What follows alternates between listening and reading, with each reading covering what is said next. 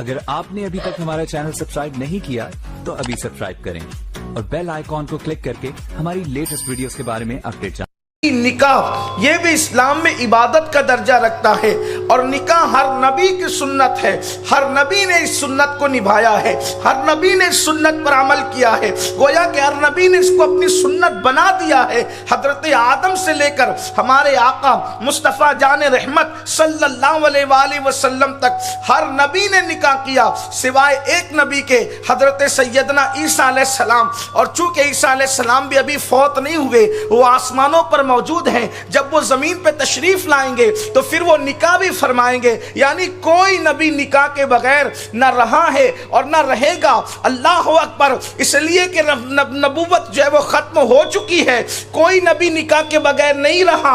और जो आखिरी में अब तशरीफ लाएंगे बहैसियत नबी नहीं आएंगे वो, इसलिए कि उनकी रिदाए नबूवत मुस्तफ़ा जान रहमत की आमद से समेट दी गई है। लेकिन चूंकि वो भी आएंगे बहैसियत उम्मती, लेकिन वो भी निकाह फरमाएंगे और मदीने मुनव्वरा में गुंबदे खजरा में उनकी भी आखिरी आरामगाह होगी। यानी कोई नबी निकाह के बगैर नहीं है। और निकाह की बरकत इतनी है, निकाह की फजीलत इतनी है कि अल्लाह अकबर। हजरत सैयदना मारूफ करखी रदी अल्लाह ताला अन्हु, आपने निकाह नहीं फरमाया। मैं इस पर कोई तवील गुफ्तगू नहीं बल्कि अपने उन्मान पर जल्दी से आने की कोशिश करूंगा। सिर्फ निकाह के मुताल्लिक अर्ज कर रहा हूं।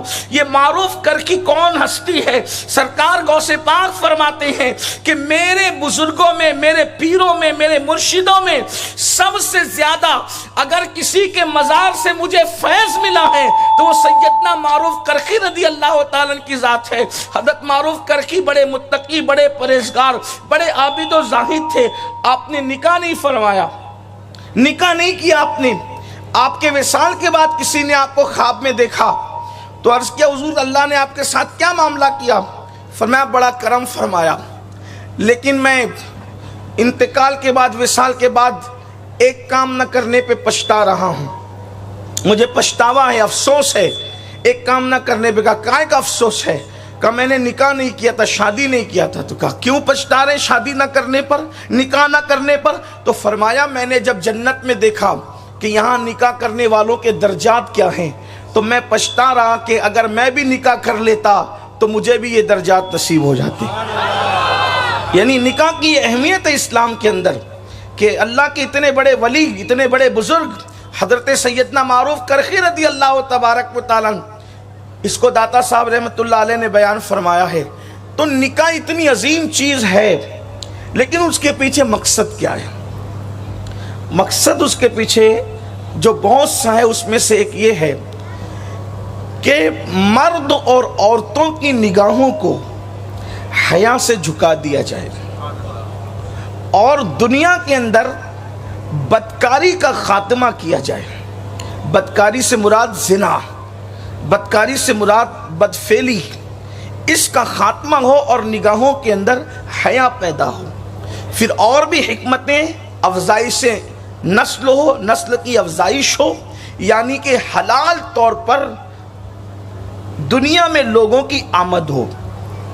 अब कुछ लोगों का ख्याल ये है कि भाई अगर आबादी बढ़ रही है, चाहे हलाल से बढ़े चाहे हराम से बढ़े, फर्क क्या पड़ता है?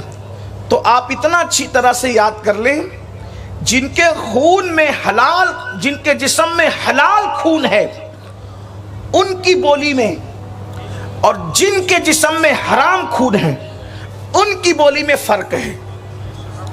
ये बात अच्छी तरह याद रखना, इसकी तहकीक करना, तफ्तीश करना तहकीक का दौर है, रिसर्च का दौर है।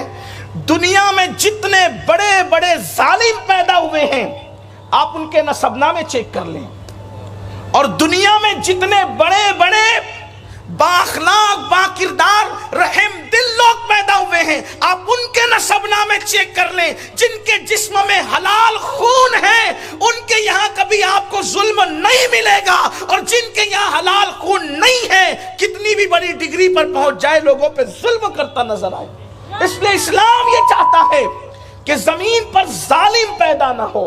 इस्लाम ये चाहता है जमीन पर पापी पैदा ना हो। इस्लाम ये चाहता है जमीन पर आग उगलने वाले पैदा ना हो।